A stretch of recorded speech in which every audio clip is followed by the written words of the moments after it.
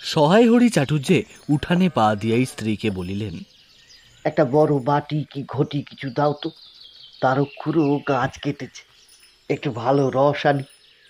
স্ত্রী অন্নপূর্ণা ঘরের রান্নাঘরের দাওয়ায় বসিয়া শীতকালের সকালবেলা নারিকেল তেলের বোতলে ঝাঁটার কাঠি পুড়িয়া 2 আঙুলের সাহায্যে ঝাঁটার কাঠিলগ্ন জমানো তেলটুকু সংগ্রহ করিয়া চুলে মাখাইতেছিলেন। স্বামীকে দেখিয়া তাড়াতাড়ি গায়ের কাপড় একটু টানিয়া দিলেন মাত্র, কিন্তু বাটি কি ঘটি বাহির করিয়া দিবার জন্য বিন্দু মাত্র আগ্রহ তো দেখাইলেন না, এমনকি বিশেষ কোনো কথাও বলিলেন না। সহায় হরি অগ্রবর্তী হইয়া বলিলেন, কি হয়েছে, বসে রইলে যে, দাও না একটা ঘটি। আহ, খেন্তি টেন্তি সব যে কোথায় গেল এরা? ও, বুঝেছি, তুমি তেল ঠেল মেখে বাটি বুটি এসব ছোবে না, তাই তো?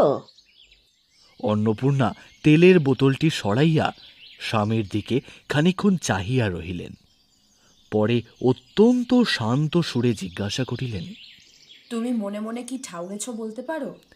স্ত্রীর অতিরিক্ত রকমের শান্ত সুরে সহায় হরির মনে ভীতির সঞ্চার হইল। ইহা যে ঝড়ের অব্যবহিত পূর্বের আকাশের স্থির ভাবমাত্র, তাহা বুঝিয়া তিনি মরিয়া হইয়া ঝড়ের প্রতীক্ষায় রহিলেন।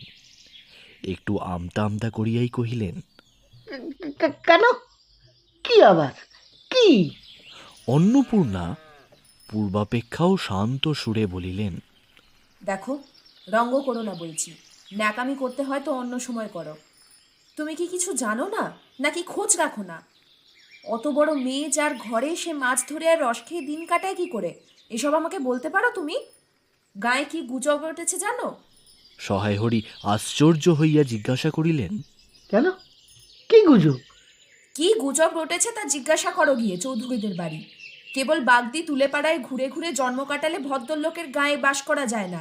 সমাজে থাকতে হলে সেরকম নিয়ম মেনে চলতে হয়। সহায় হরি বিস্মিত হইয়া কি বলিতে যাইতেছিলেন, অন্নপূর্ণা পূর্ববৎ সুরেই পুনর্বার বলিয়া উঠিলেন, এক ঘরে করবে গো, তোমাকে এক ঘরে করবে।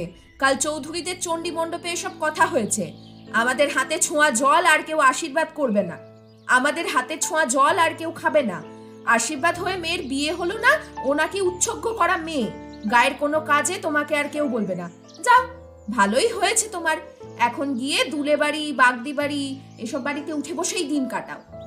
সহায় হরি তাচ্ছিল্যের ভাব প্রকাশ করিয়া বলিলেন, এই, আমি বলি না জানি কি ব্যাপার, এক ঘরে সবাই এক ঘরে করেছেন, এবার বাকি আছেন কালীময় ঠাকুর। অন্নপূর্ণা তেলে বেগুনে জ্বলিয়া উঠিলেন। কেন, তোমাকে এক ঘরে করতে বেশি কিছু লাগে নাকি? তুমি কি সমাজের মাথা না একজন মাতব্বর লোক? চাল নেই, চুলো নেই, এক করার মুরদ নেই, চৌধুরীরা তোমায় এক ঘরে করবে তার এমন কঠিন কথা কি? আর সত্যিই তো, এদিকে ধাড়ি মেয়ে হয়ে উঠলো। হঠাৎ স্বর নামাইয়া বলিলেন, হলো যে 15 বছরের, বাইরে কমিয়ে বলে বেগালে কি হবে? লোকের কি চোখ নেই নাকি? পুনরায় গলা উঠাইয়া বলিলেন, না বিয়ে দেবার গা না কিছু, আমি কি যাবো পাত্তর ঠিক করতে? সশরীরে যতক্ষণ স্ত্রীর সম্মুখে বর্তমান থাকিবেন, স্ত্রীর গলার সুর ততক্ষণ কমিবার কোনো সম্ভাবনা নাই বুঝিয়া সহায় হরি দাওয়া হইতে তাড়াতাড়ি একটি কাঁসার বাটি উঠাইয়া লইয়া খিড়কি দুয়ার লক্ষ্য করিয়া যাত্রা করিলেন। কিন্তু খিড়কি দুয়ারে একটু এদিকে কি দেখিয়া হঠাৎ থামিয়া গেলেন এবং আনন্দপূর্ণ স্বরে বলিয়া উঠিলেন, এসব কি রে খেন্তিমা, এসব কোথা থেকে আনলি? ও, এ যে 14-15 বছরের একটি মেয়ে আর 2টি ছোট ছোট মেয়ে পিছনে লইয়া বাড়ি ঢুকিল।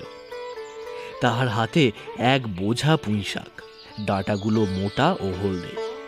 হলদে চেহারা দেখিয়া মনে হয় কাহারা পাকা পুঁই গাছ উপড়াইয়া ফেলিয়া উঠানের জঙ্গল তুলিয়া দিতেছিল, মেয়েটি তাহাদের উঠানের জঞ্জাল প্রাণপণে তুলিয়া আনিয়াছে।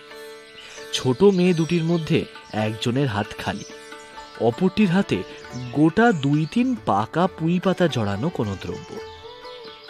বড় মেয়েটি খুব লম্বা, গোলগাল চেহারা, মাথার চুলগুলো কৃষ্ণ ও অগোছালো বাতাসে উড়িতেছে। মুখখানা খুব বড় চোখ দুটো ডাগর ডাগর ও শান্ত। সরু সরু কাঁচের চুড়িগুলো 2 পয়সা ডজনের একটি সেফটি পিন দিয়া একত্র করিয়া আটকানো। পিনটির বয়স খুঁজিতে চাইলে প্রাগৈতিহাসিক যুগে গিয়া পড়িতে হয়। এই বড় মেয়েটির নামই বোধ হয় খেন্তি, কারণ সে তাড়াতাড়ি পিছনে ফিরিয়া তাহার পশ্চাৎদর্শিনীর হাত হইতে পুঁই পাতা জড়ানো দ্রব্য লইয়া মেলিয়া ধরিয়া বলিল, চিংড়ি মাছ বাবা, গয়া বুড়ির কাছ থেকে রাস্তায় নিলাম, দিতে চায় না, বলে তোমার বাবার কাছে আগের দিনকার দরুন 2 পয়সা বাকি আছে। আমি বললাম, দাও না গো গয়া পিসি, আমার বাবা কি তোমার 2 পয়সা মেরে পালিয়ে যাবে নাকি? আর এই যে পুঁই শাকগুলো ঘাটের ধারে রায় কাকা দিলে, বলে নিয়ে যা, কেমন মোটা মোটা। অন্নপূর্ণা দাওয়া হইতে অত্যন্ত ঝাঁঝের সহিত চিৎকার করিয়া উঠিলেন, নিয়ে যা! আহা, কি অমৃতই তোমাকে তারা দিয়েছে! পাকা পুঁই ডাঁটা কাঠ হয়ে গিয়েছে, 2 দিন পরে ফেলে দিত। নিয়ে যা! আর উনি তাদের আগাছা উঠিয়ে নিয়ে এসেছেন। ভালোই হয়েছে, তাদের আর নিজেদের কষ্ট করে কাটতে হলো না। যত বোকা সব মরতে আসে আমার ঘাড়ে। ধাড়ি মেয়ে বলে দিয়েছি না, তোমায় বাড়ির বাইরে কোথাও পা দিও না। লজ্জা করে না এপাড়া সেপাড়া করে বেড়াতে? বিয়ে হলে যে 4 ছেলের মা হতে তুমি, খাওয়ার নামে আর জ্ঞান থাকে না, না? কোথায় শাক, কোথায় বেগুন, আরেকজন বেগাচ্ছেন কোথায় রস, কোথায় ছাই, কোথায় পাঁশ। ফেল বলছি সব, ফেল। মেয়েটি শান্ত অথচ ভয় মিশ্রিত দৃষ্টিতে মার দিকে চাহিয়া হাতের বাঁধন আলগা করিয়া দিল। পুঁই শাকের বোঝা মাটিতে পড়িয়া গেল। অন্নপূর্ণা বকিয়া চলিলেন, যা তো রাধি, ও আপদগুলো টেনে খিড়কির পুকুরের ধারে ফেলে দিয়ে আয় তো। ফের যদি বাড়ির বার হতে দেখেছি, তবে ঠ্যাং খোড়া না করি তো। বোঝা মাটিতে পড়িয়া গিয়াছিল। ছোট মেয়েটি কলের পুতুলের মতো সেগুলি তুলিয়া লইয়া খিড়কি অভিমুখে চলিল। কিন্তু ছোট মেয়ে অত বড় বোঝা আকড়াইয়া ধরিতে পারিল না। অনেকগুলি ডাঁটা এদিকে ওদিকে ঝুলিতে ঝুলিতে চলিল। সহায় হরির ছেলেমেয়েরা তাহাদের মাকে অত্যন্ত ভয় করিত। সহায় হরি আমতা আমতা করিয়া বলিতে গেলেন, তা এনেছে ছেলে মানুষ খাবে বলে, তা তুমি আবার বরং। পুঁই শাকের বোঝা লইয়া যাইতে যাইতে ছোট মেয়েটি ফিরিয়া দাঁড়াইয়া তার মার মুখের দিকে চাহিল। অন্নপূর্ণা তাহার দিকে চাহিয়া বলিলেন, না না, নিয়ে যা, খেতে হবে না। মেয়ে মানুষের আবার অত নোলা কিসের, হ্যাঁ? এক পাড়া থেকে আরেক পাড়ায় গিয়ে নিয়ে আসবে 2 পাকা পুঁই শাক ভিক্ষে করে। যা যা, তুই যা, দূর করে বনে দিয়ে আয়। সহায় হরি বড় মেয়ের মুখের দিকে চাহিয়া দেখিলেন, তাহার চোখ দুটো জলে ভরিয়া আসিয়াছে। তাহার মনে বড় কষ্ট হইল। কিন্তু মেয়ের যতই সাধের জিনিস হোক, পুঁই শাকের পক্ষা অবলম্বন করিয়া দুপুর বেলা স্ত্রীকে চটাইতে তিনি আদৌ সাহসী হইলেন না। নিঃশব্দে খিড়কি দৌড় দিয়া বাহির হইয়া গেলেন।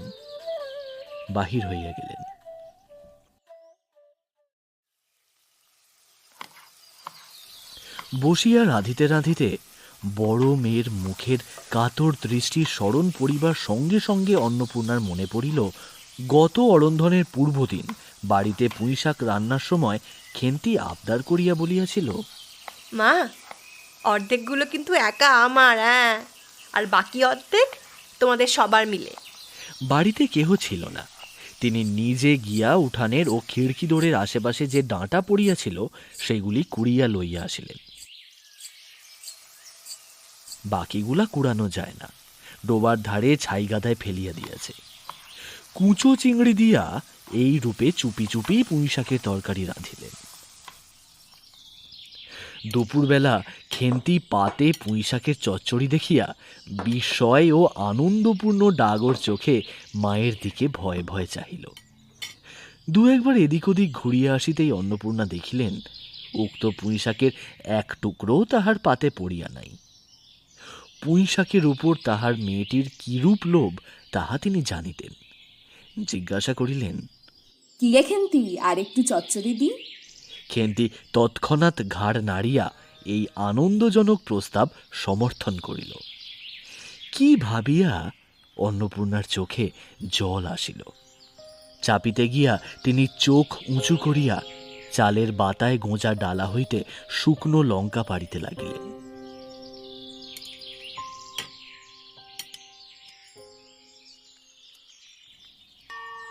কালীমায়ের চণ্ডীমণ্ডপে সেদিন বৈকালবেলা সহায় হরির ডাক পড়িল। সংক্ষিপ্ত ভূমিকা ফাঁদিবার পর কালীময় উত্তেজিত সুরে বলিলেন, সেসব দিন কি আর আছে ভায়া?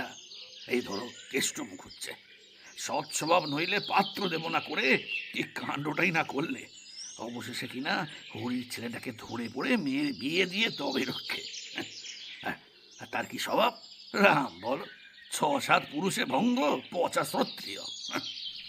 পরে সুর নরম করিয়া বলিলেন, তা সমাজের সেসব শাসনের দিন কি আর আছে?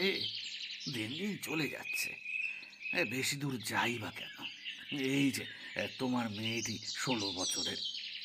সহায় হরি বাধা দিয়ে বলিতে গেলেন, এই শ্রাবণে 13 আহা, আরে 13 আর 16 তফাৎ কিসের শুনি? হ্যাঁ, 13 আর 16 তফাৎ কিসের? আর সে 13ই হোক, চাই 16ই হোক, চাই 85 হোক, তাতে আমাদের কোনো দরকার নেই। সে তোমার হিসেব তোমার কাছে, কিন্তু পাত্রর আশীর্বাদ হয়ে গেল, তুমি বেঁকে বসলে কি জন্যে শুনি? হ্যাঁ, আরে ও তো একরকম উচ্ছঙ্গ করা মেয়ে, আশীর্বাদ হওয়াও যা, বিয়ে হওয়াও তা, 7 ভাগের যা বাকি। এই তো সমাজে বসে এইসব কাজগুলো তুমি যে করবে আর আমরা বসে বসে দেখবো, এ তুমি মনে ভেবো না। সমাজের বামুনদের যদি জাত মারবার ইচ্ছে না থাকে, মেয়ের বিয়ের বন্দোবস্ত করে ফেলো। পাত্তর রাজপুত্র না হলে পাত্তর মেলে না। গরিব মানুষ দিতে পারবে না বলেই শ্রীমন্ত মজুমদারের ছেলেকে ঠিক করে দিলাম। আরে লেখাপড়া নাই বা জানলো, জজ ম্যাজিস্ট্রেট না হলে কি মানুষ হয় না? দিব্যি বাড়ি, বাগান, পুকুর, শুনলাম এবার নাকি 20 জমিতে 4টি আমন ধানও করেছে। ব্যাস, রাজার হাল। 2 ভাইয়ের অভাবই বাকি।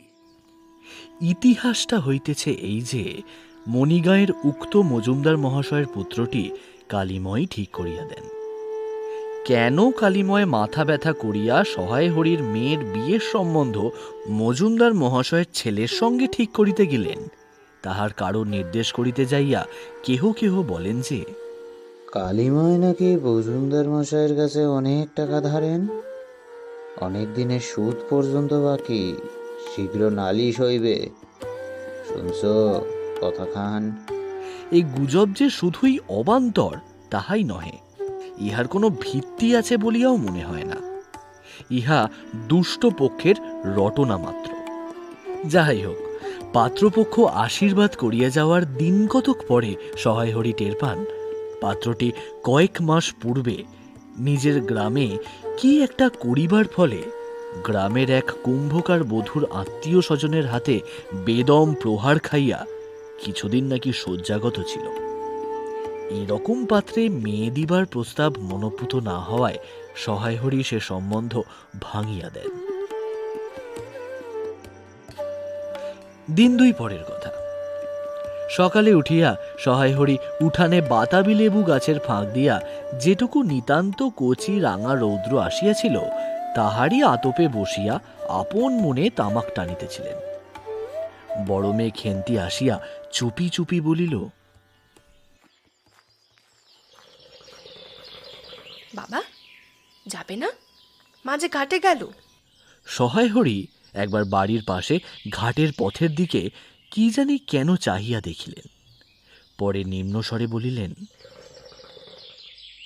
যা শিগগির শাবলখানা নিয়ে আয় দেখি। কথা শেষ করিয়া তিনি উৎকণ্ঠার সহিত জোরে জোরে তামাক টানিতে লাগিলেন এবং পুনরায় একবার কি জানি কেন খিড়কির দিকে সতর্ক দৃষ্টি নিক্ষেপ করিলেন। ইতিমধ্যে প্রকাণ্ড ভারী একটা লোহার শাবল 2 হাত দিয়া আঁকড়াইয়া ধরিয়া খেন্তি আসিয়া পড়িল। তারপর পিতা পুত্রীতে সন্তর্পণে সম্মুখের দরজা দিয়া বাহির হইয়া গেল। ইহাদের ভাব দেখিয়া মনে হইতেছিল ইহারা কারুর ঘরে সিঁধ দিবার উদ্দেশ্যে চলিয়াছে। অন্নপূর্ণা স্নান করিয়া সবেমাত্র কাপড় ছাড়িয়া উনুন ধরাইবার জোগাড় করিতেছেন, মুখুজ্জে বাড়ির ছোট খুকি দুর্গা আসিয়া বলিল, খুড়িমা, মা বলে দিলে খুড়িমাকে গিয়ে বল মা ছুবে না, তুমি আমাদের নবান্নটা মেখে আর ইঁদুর ঘরগুলো বার করে দিয়ে আসবে। মুখুজ্জে বাড়ি ও পাড়ায় যাইবার পথে বাঁ ধারে এক জায়গায় শেওড়া, বনভাট, রাংচিতা, বনচালতা গাছের ঘন বন। শীতের সকালে এক প্রকার লতা পাতার ঘন গন্ধ বন হইতে বাহির হইতেছিল। একটি লেজঝোলা হলদে পাখি আমড়া গাছের এডাল হইতে ওডালে যাইতেছে। দুর্গা আঙুল দিয়া দেখাইয়া বলিল, ও খুড়িমা খুড়িমা, ও দেখো দেখো পাখিটা কেমন। পাখি দেখিতে গিয়া অন্নপূর্ণা কিন্তু আরেকটা জিনিস লক্ষ্য করিলেন। ঘন বনটার মধ্যে কোথাও এতক্ষণ ধরে খুব খুব করিয়া আওয়াজ হইতেছিল। কে যেন কি খুঁড়িতেছে। দুর্গার কথার পর হঠাৎই সেটা বন্ধ হইয়া গেল। অন্নপূর্ণা সেখানে খানিকক্ষণ থমকিয়া দাঁড়াইলেন, পরে চলিতে আরম্ভ করিলেন। তাহার খানিক দূর যাইতে বনের মধ্যে পুনরায় খুব খুব শব্দ আরম্ভ হইল। কাজ করিয়া ফিরিতে অন্নপূর্ণার কিছু বিলম্ব হইল। বাড়ি ফিরিয়া দেখিলেন খেন্তি উঠানের রৌদ্রে বসিয়া তেলের বাটি সম্মুখে লইয়া খোঁপা খুলিতেছে। তিনি তীক্ষ্ণ দৃষ্টিতে মেয়ের দিকে চাহিয়া দেখিয়া বলিলেন, এখনো নাইতে যাসনি যে? কোথায় ছিলি এতক্ষণ? খেন্তি তাড়াতাড়ি উত্তর দিল, এই যে যাই মা, এক্ষুনি যাবো আর আসবো। খেন্তি স্নান করিতে যাইবার একটুখানি পরেই সহায়হরি উৎসাহে 15-16 সের ভারী একটি মেটে আলু ঘাড়ে করিয়া কোথা হইতে আসিয়া উপস্থিত হইলেন এবং সম্মুখে স্ত্রীকে দেখিয়া কৈফিয়তে দৃষ্টিতে সেই দিকে চাহিয়াই বলিয়া উঠিলেন, কর্তা ঠাকুর, তোমার বাপ থাকতে তবু মাসে মাসে এদিকে তোমাদের পায়ের ধুলো পড়তো। তা আজকাল তো তোমরা আর আসো না। ওই বেড়ার গায়ে মেটে আলু করে রেখেছি। দাদা ঠাকুর বরং। অন্নপূর্ণা স্থির দৃষ্টিতে স্বামীর দিকে চাহিয়া বলিলেন, বরজপোতার বনের মধ্যে বসে খানিক আগে কি করছিলে শুনি? সহায়হরি অবাক হইয়া বলিলেন, আমি না, আমি কখনো না। এই তো আমি সহায়হরির ভাব দেখিয়া মনে হইতেছিল তিনি এই মাত্র আকাশ হইতে পড়িয়াছেন। অন্নপূর্ণা পূর্বের মতোই স্থির দৃষ্টিতে স্বামীর দিকে চাহিয়া বলিলেন, চুরি তো করবেই। 3 কাল গিয়েছে, 1 কাল আছে। মিথ্যে কথাগুলো এখন আর বলো না, আমি সব জানি। মনে ভেবেছিলে আপদ ঘাটে গিয়েছে আর কি। দুর্গার মা ডেকে পাঠিয়েছিল। ও পাড়ায় যাচ্ছেই শুনলাম বরজপোতার বনের মধ্যে কি সব খুব খুব শব্দ। তখনই আমি বুঝতে পেরেছি। সারা পেয়ে শব্দ ঠিক বন্ধ হয়ে গেল। যেই আবার খানিক দূর গেলাম আবার দেখি শব্দ। তোমার তো ইহকালও নেই, পরকালও নেই। চুরি করতে, ডাকাতি করতে যা ইচ্ছে হয় করো, কিন্তু মেয়েটাকে আবার এর মধ্যে নিয়ে গিয়ে ওর মাথা খাওয়া কিসের জন্য শুনি? সহায়হরি হাত নাড়িয়া বরজপোতায় তাহার উপস্থিত থাকার বিরুদ্ধে কতগুলো প্রমাণ উত্থাপন করিবার চেষ্টা করিতে গেলেন, কিন্তু স্ত্রীর চোখের দৃষ্টির সামনে তাহার বেশি কথাও জোগাইল না, বা কথিত উক্তিগুলির মধ্যে কোনো পৌর্বাপর্য সম্বন্ধও খুঁজিয়া পাওয়া গেল না। 8 ঘণ্টা পরে খেন্তি স্নান সারিয়া বাড়ি ঢুকিল। সম্মুখস্থ মেটে আলুর দিকে একবার আর চোখে চাহিয়াই নিরীহ মুখে উঠানের আলনায় অত্যন্ত মনোযোগের সহিত কাপড় মেলিয়া দিতেছিল। অন্নপূর্ণা ডাকিলেন, খেন্তি, এদিকে একবার আয় তো মা, শুনে যা। মায়ের ডাক শুনিয়া খেন্তির মুখ শুকাইয়া গেল। সে ইতস্তত করিতে করিতে মার নিকটে আসলে তিনি জিজ্ঞাসা করিলেন, এই মেটে আলুটা দুজনে মিলে তুলে এনেছিস না? খেন্তি মার মুখের দিকে একটুখানি চাহিয়া থাকিয়া একবার ভূমিপতিত মেটে আলুটার দিকে চাহিল, পরে পুনরায় মার মুখের দিকে চাহিল এবং সঙ্গে সঙ্গে ক্ষিপ্র দৃষ্টিতে একবার বাড়ির সম্মুখস্থ বাঁশঝাড়ের মাথার দিকেও চাহিয়া লইল। তাহার কপালে বিন্দু বিন্দু ঘাম দেখা দিল, কিন্তু মুখ দিয়া কোনো কথা বাহির হইল না। অন্নপূর্ণা কড়া সুরে বলিলেন, কথা বলছিস না যে বড়? এই মেটে আলু তুই তুলে এনেছিস কিনা বল। খেন্তি বিপন্ন চোখে মার মুখের দিকে চাহিয়াছিল। উত্তর দিল, হ্যাঁ। অন্নপূর্ণা তেলে বেগুনে জ্বলিয়া উঠিলেন। পাজি, আজ তোমার পিঠে আমি আজ তো কাঠের চালা ভাঙবো, তবে ছাড়বো পারবো? বরজপোতার বনে গিয়েছে মেটে আলু চুরি করতে। সমস্ত মেয়ে বিয়ের ঝুঁকি হয়ে গেছে কোন কালে, সেই এক গোলা বিজন বন যার মধ্যে দিন দুপুরে বাঘ লুকিয়ে থাকে, তার মধ্যে থেকে তুমি পরের আলু তুলে নিয়ে এলে। যদি গোসাইগা চৌকিদার ডেকে তোমায় ধরিয়ে দেয়, তোমার কোন শ্বশুর এসে তোমায় বাঁচাতো শুনি? আমার জোটে খাবো না জোটে না খাবো, তা বলে পরের জিনিসে হাত। এ মেয়ে নিয়ে আমি কি করবো গা? 2-3 দিন পরে একদিন বৈকালে ধুলা মাটি মাখা হাতে খেন্তি মাকে আসিয়া বলিল, মা মা দেখবে এসো। অন্নপূর্ণা গিয়া দেখিলেন ভাঙা পাঁচিলের ধারে যে ছোট খোলা জমিতে কতকগুলি পাথরকুচি ও কণ্টিকারির জঙ্গল হইয়াছিল, খেন্তি ছোট বোনটিকে লইয়া সেখানে মহা উৎসাহে তরকারির আওলাদ করিবার আয়োজন করিতেছে এবং ভবিষ্যৎ সম্ভাবী নানাবিধ কাল্পনিক ফলমূলের অগ্রদূত স্বরূপ বর্তমানে কেবল একটি মাত্র শীর্ণকায় পুঁইশাকের চারা কাপড়ের ফালির গ্রন্থিবন্ধ হইয়া ফাঁসি হইয়া যাওয়ার আসামির মতো ঊর্ধ্বমুখে একখণ্ড শুষ্ক কঞ্চির গায়ে ঝুলিয়া রহিয়াছে। ফলমূলাদির অবশিষ্টগুলি আপাতত তার বড় মেয়ের মস্তিষ্কের মধ্যে অবস্থিতি করিতেছে, দিনের আলোয় এখনো বাহির হয় নাই। অন্নপূর্ণা হাসিয়া বলিলেন, দূর পাগলি, এখন পুঁই ডাঁটার চারা পুঁতে কখনো? বর্ষাকালে পুঁততে হয়, এখন যে জল না পেয়ে মরে যাবে। কেন? আমি যদি রোজ জল ঢালি? দেখ, হয়তো বেঁচে যেতেও পারে। আজকাল আবার রাতে খুব শিশির হয় কি না, খুব শীত পড়িয়াছে।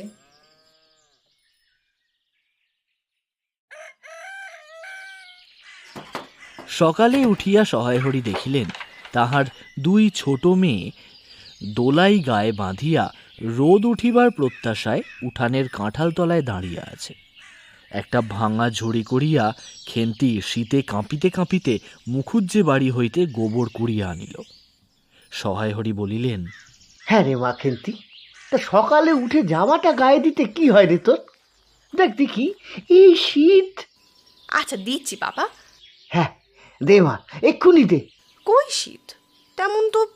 আরে বাবা, অসুখ বিসুখ 5 রকম হতে পারে, বুঝলি রে? সহায়হরি বাহির হইয়া গেলেন।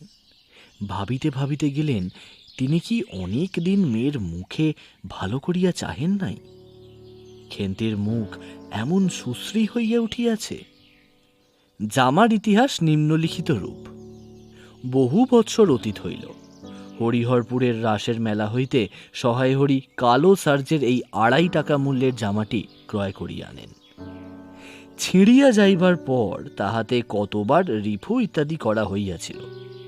সম্প্রতি গত বছর হইতে খেন্তির স্বাস্থ্যোন্নতি হওয়ার দরুন জামাটি তাহার গায়ে আর হয় না।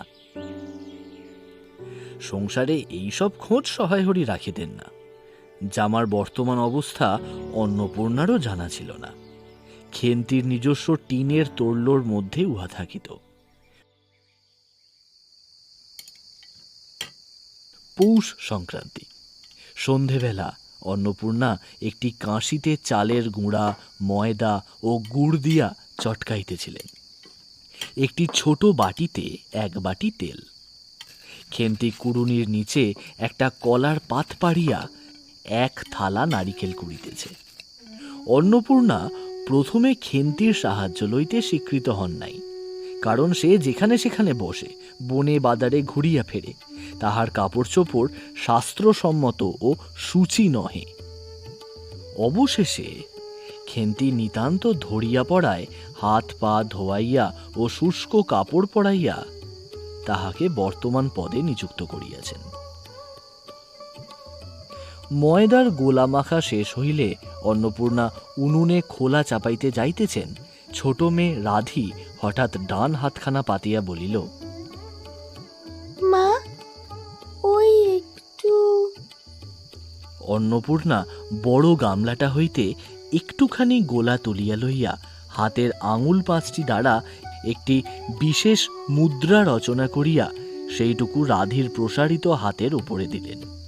মেজ মেয়ে পুঁটি অমনি ডান হাতখানা কাপড়ে তাড়াতাড়ি মুছিয়া লইয়া মার সামনে পাতিয়া বলিল, মা, আমায় একটু। খেন্তি সূচি বস্ত্রে নারকেল কুড়িতে কুড়িতে লুব্ধ নেত্রে মধ্যে মধ্যে এদিকে চাইতেছিল। এ সময় খাইতে চাওয়ায় মা পাছে বকে, সেই ভয় চুপ করিয়া রহিল। অন্নপূর্ণা বলিলেন, দেখি নিয়ে আয় খেনতে ওই নারকেল মালাটা, ওতে তোর জন্য একটু রাখি। খেন্তি ক্ষিপ্ত হস্তে নারিকেলের উপরের মালাখানা যাহাতে ফুটো নাই সেখানে সরাইয়া দিল। অন্নপূর্ণা তাহাতে একটু বেশি করিয়া গোলা ঢালিয়া দিলেন। মেজ মেয়ে পুঁটি বলিল, জ্যাঠাইমারা অনেকখানি দুধ নিয়েছে, রাঙা দিদি ক্ষীর তৈরি করছিল, ওদের অনেক রকম হবে। খেন্তি মুখ তুলিয়া বলিল, এবেলা আবার হবে নাকি? ওরা তো ও বেলা ব্রাহ্মণ নেমন্তন্ন করেছিল, ওই সুরেশ কাকাকে আর ও পাড়ার তিনুর বাবাকে। ও বেলা তো পায়েস, ঝালপুলি, মুগ দত্তি এসব হচ্ছে। হ্যাঁ মা, ক্ষীর নইলে নাকি পাটি সাপটা হয় না, খেদি বলছিল। ক্ষীরের পুর না হলে কি আর পাটি সাপটা হয়? আমি বললাম, কেন, আমার মা তো শুধু নারকেলের ছাই দিয়েই করে, সে তো কেমন ভালো লাগে। অন্নপূর্ণা বেগুনের বোঁটায় একটুখানি তেল লইয়া খোলায় মাখাইতে মাখাইতে প্রশ্নের সদুত্তর খুঁজিতে লাগিলেন। খেন্তি বলিল, খেদির ওইসব কথা, খেদির মা তো ভারী পিঠে করে কি না? ক্ষীরের পুর দিয়ে ঘিয়ে ভাজলে কি আর পিঠে হয়ে যায় নাকি? সেদিন জামাই এলে ওদের বাড়ি দেখতে গেলুম কি না, তাই খুড়িমা দুখানা পাটি সাপটা খেতে দিলে। ও মা, কেমন একটা ধরা ধরা গন্ধ। আর পিঠেতে কখনো গন্ধ থাকে নাকি? পাটি সাপটার ক্ষীর দিলে ছাই খেতে হয়, ছাই। বেপরোয়া ভাবে উপরোক্ত উক্তি শেষ করিয়া খেন্তি মার চোখের দিকে চাহিয়া জিজ্ঞাসা করিল, মা, নারকেলের কোড়া একটু নেব? অন্নপূর্ণা বলিলেন, নে, কিন্তু এখানে বসে খাস নে, মুখ থেকে পড়বে না কি হবে, যা ওইদিকে যা। খেন্তি নারিকেলের মালায় এক থাবা তুলিয়া লইয়া একটু দূরে গিয়ে খাইতে লাগিল। মুখ যদি মনের দর্পণ স্বরূপ হয়, তবে খেন্তির মুখ দেখিয়া সন্দেহের কোনো কারণ থাকিতেই পারিত না যে সে মানসিক তৃপ্তি অনুভব করিতেছে। ঘণ্টাখানেক পরে অন্নপূর্ণা বলিলেন, ওরে, তোরা সব এক এক টুকরো পাতা পেতে বসতো দেখি, গরম গরম দি। খেন্তি, জল দেওয়া ভাত আছে ও বেলার, যা বার করে নিয়ে আয়। খেন্তির নিকট অন্নপূর্ণার এই প্রস্তাব যেন মনঃপুত হইল না, তাহা তার মুখ দেখিয়া বোঝা গেল। পুঁটি বলিল, মা, বর্দি পিঠেই খাক, ভালোবাসে, ভাত বরং থাকুক, আমরা কাল সকালে খাবো। খান কয়েক খাইবার পরেই মেজ মেয়ে পুঁটি খাইতে চাহিল না। সে নাকি অধিক মিষ্টি খাইতে পারে না। সকলের খাওয়া শেষ হইয়া গেলেও খেন্তি তখনও খাইতেছে। সে মুখ বুজিয়া শান্তভাবে খায়, বড় একটা কথা কহে না। অন্নপূর্ণা দেখিলেন সে কম করিয়াও 18-19 খানা খাইয়াছে। জিজ্ঞাসা করিলেন, খেন্তি, আর নিবি? খেন্তি খাইতে খাইতে শান্তভাবে সম্মতিসূচক ঘাড় নাড়িল। অন্নপূর্ণা তাহাকে আরো খান কয়েক দিলেন। খেন্তির মুখ চোখ ঈষৎ উজ্জ্বল দেখাইল। হাসি ভরা চোখে মার দিকে চাহিয়া বলিল, বেশ খেতে হয়েছে মা, ওই যে তুমি কেমন ফেনিয়ে নাও, ওতেই কিন্তু। সে পুনরায় খাইতে লাগিল। অন্নপূর্ণা হাতা খুন্তি চুলি তুলিতে তুলিতে সস্নেহে তার এই শান্ত নিরীহ একটু অধিক মাত্রায় ভোজনপটু মেয়েটির দিকে চাহিয়া রহিলেন। মনে মনে ভাবিলেন, খেন্তি আমার যার ঘরে যাবে তাদের অনেক সুখ দেবে। এমন ভালো মানুষ, কাজকর্মে বকো, মারো, গাল দাও, তু শব্দটি মুখে নেই। উঁচু কথা কেউ কখনো শোনেনি।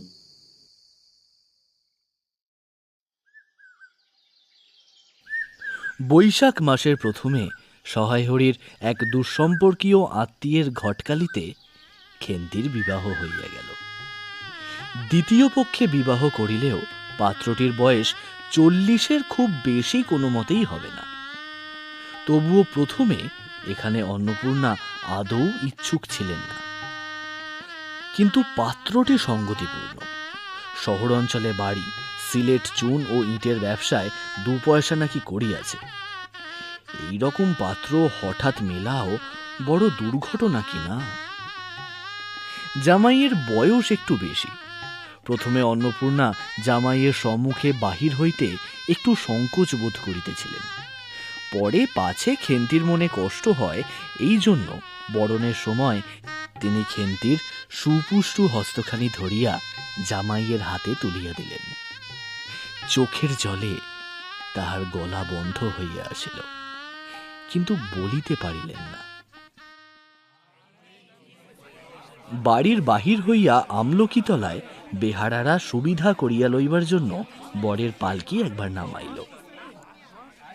অন্নপূর্ণা চাহিয়া দেখিলেন বেড়ার ধারে নীল রঙের মেদি ফুলের গুচ্ছগুলি যেখানে নত হইয়াছে, খেন্তির কম দামের বালুচরের রাঙা চেলির আঁচলখানা পালকির বাহির হইয়া সেখানে লুটাইতেছে।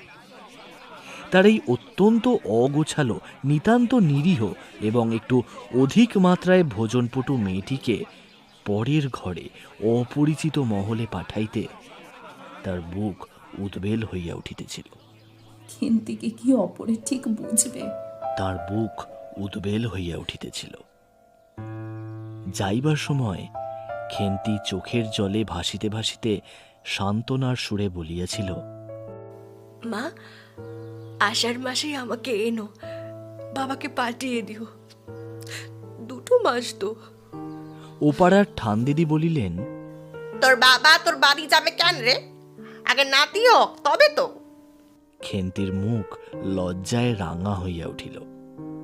জল ভরা ডাগর চোখের ওপর একটুখানি লজ্জার হাসির আভা মাখাইয়া সে এক গুয়ামি সুরে বলিল, না, যাবে না বই কি, দেখি তো কেমন করে না যান। ফাল্গুন চৈত্র মাসের বৈকাল বেলা উঠানের মাচায় রৌদ্রে দেওয়া আমসত্ত্ব তুলিতে তুলিতে অন্নপূর্ণার মন হু হু করিত। তার অনাচারী লোভী মেয়েটি আজ বাড়িতে নাই যে। কোথা হইতে বেড়াইয়া আসিয়া লজ্জাহীনার মতন হাতখানি পাতিয়া মিনতির সুরে অমনি বলিবে, মা, একটা কথা বলবো? ওই কোনটা ছিঁড়ে একটুখানি।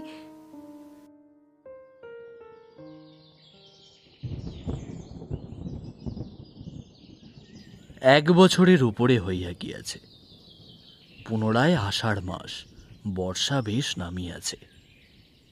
ঘরের দাওয়ায় বসিয়া সহায়হরি প্রতিবেশী বিষ্ণু সরকারের সহিত কথা বলিতেছিলেন। সহায়হরি তামাক সাজিতে সাজিতে বলিলেন, ও তুমি ধরে রাখো, ওরকম হবেই দাদা। আমাদের অবস্থার লোকের হচ্ছে ভালো আর কি জুটবে বলো। বিষ্ণু সরকার তালপাতার চাটাইয়ের ওপর উবু হইয়া বসিয়াছিলেন। দূর হইতে দেখিলে মনে হইবার কথা তিনি রুটি করিবার জন্য ময়দা চটকাইতেছেন। গলা পরিষ্কার করিয়া বলিলেন, না, সব তো আর, তাছাড়া আমি তো যা দেব নগদই দেব। তোমার মেয়েটির হয়েছিল কি? সহায়হরি হুঁকাটায় 5-6টি টান দিয়া কাশিতে কাশিতে বলিলেন,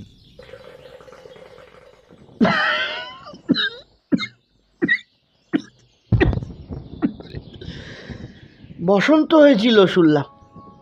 ব্যাপার কি দাঁড়ালো বুঝলে? মেয়ে তো কিছুতে পাঠাতে চায় না। 250 আন্দাজ টাকা বাকি ছিল, বললে ও টাকা আগে দাও তবে মেয়ে নিয়ে যাও। একেবারে চামার। তারপর বললাম টাকাটা ভায়া ক্রমে ক্রমে দিয়ে দিচ্ছি, পুজোর তত্ত্ব কম করেও 30 টাকার কম হবে না ভেবে দেখলাম কিনা। তা মেয়ের নানা নিন্দে ওঠালে জানো। ছোট লোকের মতন নাকি চাল চলন, হাবাতে ঘরের মতো নাকি খায়, আরো কত কি। পৌষ মাসে দেখতে গেলাম, মেয়েটাকে ফেলে থাকতে পারলাম না তো বুঝলে। সহায়হরি হঠাৎ কথা বন্ধ করিয়া জোরে মিনিট কতক ধরিয়া হুঁকোয় টান দিতে লাগিলেন। কিছুক্ষণ দুজনের কোনো কথা শোনা গেল না। অল্পক্ষণ পরে বিষ্ণু সরকার বলিলেন, তারপর? আমার স্ত্রী অত্যন্ত কান্নাকাটি করতে পৌষ মাসে দেখতে গেলাম। মেয়েটার যে অবস্থা করেছে। শাশুড়িটা শুনিয়ে শুনিয়ে বলিতে লাগিল, না জেনে শুনে ছোট লোকের সঙ্গে কুটুম্বিতা করলে এইরকমই হয়। যেমন মেয়ে তেমনি বাপ। পৌষ মাসের দিনে মেয়ে দেখতে এলেন শুধু হাতে। বলি আমরা ছোট লোক কি বড় লোক তোমার তো সরকার খুঁড়ো জানতে বাকি নেই বলো। বলি পরমেশ্বর চাটুর্যের নামে নীলকুচির আমলে এ অঞ্চলে বাঘে গরুতে 1 ঘাটে জল খেয়েছে। আজ না হয় আমি প্রাচীন। আভিজাত্যের গৌরবে সহায় হরি শুদ্ধ স্বরে হা হা করিয়া খানিকটা শুষ্ক হাস্য করিলেন। ঠিকই তো। বিষ্ণু সরকার সমর্থন সূচক একটি অস্পষ্ট শব্দ করিয়া বার কতক ঘাড় নাড়িলেন। তারপর ফাল্গুন মাসেই তার বসন্ত হলো। এমন চামার! বসন্ত গায়ে বেরোতেই টালায় আমার এক দূর সম্পর্কের বোন আছে, একবার কালীঘাটে পুজো দিতে এসে তার খোঁজ পেয়েছিল, তারই ওখানে ফেলে রেখে গেল। আমায় না একটা সংবাদ না কিছু, আমায় তারা খবর দেয়, তা আমি গিয়ে দেখতে পাওনি? না, এমনি চামার গয়নাগুলো অসুখ অবস্থাতেই গা থেকে খুলে নিয়ে তবে টালায় পাঠিয়ে দিয়েছে। যাক, চলো যাওয়া যাক, বেলা গেল। চাষের কি ঠিক করলে? পিঁপড়ের টোপে মুড়ির চাষ তো সুবিধা হবে না। তারপর কয়েক মাস কাটিয়া গিয়াছে। আজ আবার পৌষ পার্বণের দিন। এইবার পৌষ পার্বণের শেষাশেষি এত শীত পড়িয়াছে যে এইরূপ শীত তাহারা কখনো জ্ঞানে দেখেন নাই।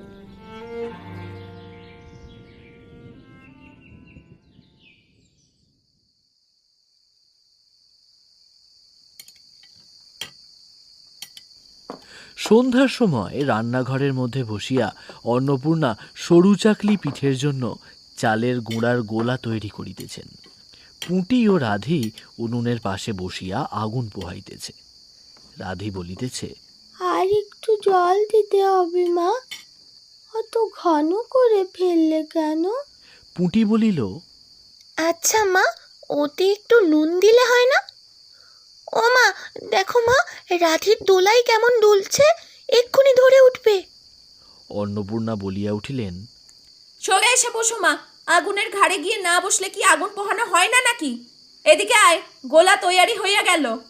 খোলা আগুনে চড়াইয়া অন্নপূর্ণা গোলা ঢালিয়া মুঠি দিয়া চাপিয়া ধরিলেন।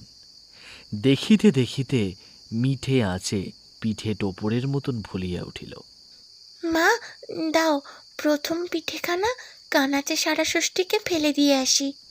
অন্নপূর্ণা বলিলেন, ওরে একা যাস নে, রাধিকে নিয়ে যা। খুব জ্যোৎস্না উঠিয়াছিল। বাড়ির পিছনে জাঁড়া গাছের ঝোপের মাথায় তেলাকুচা লতার খোলো খোলো সাদা ফুলের মধ্যে জ্যোৎস্না আটকিয়া রহিয়াছে। পুঁটি ও রাধি খিড়কি দোর খুলিতেই একটা শিয়াল শুকনো পাতায় খসখস করিতে করিতে ঘন ঝোপের মধ্যে ছুটিয়া পলাইল। পুঁটি পিঠেখানি জোর করিয়া ছুঁড়িয়া ঝোপের মাথায় ফেলিয়া দিল। তাহার পর চারিধারের নির্জন বাঁশবনের মধ্যে নিস্তব্ধতায় ভয় পাইয়া ছেলে মানুষ পিছু হটিয়া আসিয়া খিড়কি দরজার মধ্যে ঢুকিয়া পড়িয়া তাড়াতাড়ি দ্বার বন্ধ করিয়া দিল। পুঁটি ও রাধি ফিরিয়া আসিলে অন্নপূর্ণা জিজ্ঞাসা করিলেন, দিলি? পুঁটি বলিল, হ্যাঁ মা, তুমি আর বছর যেখান থেকে নেবুর চারা তুলে এনেছিলে সেখানে ফেলে দিলাম। তারপর সেই রাত্রে অনেকক্ষণ কাটিয়া গেল। পিঠে গড়া প্রায় শেষ হইয়া আসিয়াছে। রাতও তখন খুব বেশি। জ্যোৎস্নার আলোয় বাড়ির পিছনের বনে অনেকক্ষণ ধরিয়া একটা কাঠঠোকরা পাখি ঠক ঠক শব্দ করিতেছিল। তাহার স্বরটাও যেন ক্রমে তন্দ্রালু হইয়া পড়িতেছে। দুই বোনের খাইবার জন্য কলার পাতা চিরিতে চিরিতে পুঁটি অন্যমনস্কভাবে হঠাৎ বলিয়া উঠিল, দিদি বড় ভালোবাসত। তিনজনই খানিকক্ষণ নির্বাক হইয়া বসিয়া রহিল। তাহার পরে তাহাদের তিনজনেরই দৃষ্টি কেমন করিয়া আপনা আপনি উঠোনের এক কোণে আবদ্ধ হইয়া পড়িল। সেখানে বাড়ির সেই লোভী মেয়েটির লোভের স্মৃতি পাতায় পাতায় শিরায় শিরায় জড়াইয়া তাহার কত সাধের নিজের হাতে পোঁতা পুঁই গাছটি মাচা জুড়িয়া বাড়িয়া উঠিয়াছে। বর্ষার জল ও কার্তিক মাসের শিশির লইয়া কচি কচি সবুজ ডগাগুলি মাচাতে সব ধরে নাই, মাচা হইতে বাহির হইয়া দুলিতেছে। সুপুষ্ট নধর প্রবর্ধমান জীবনের লাবণ্যে ভরপুর।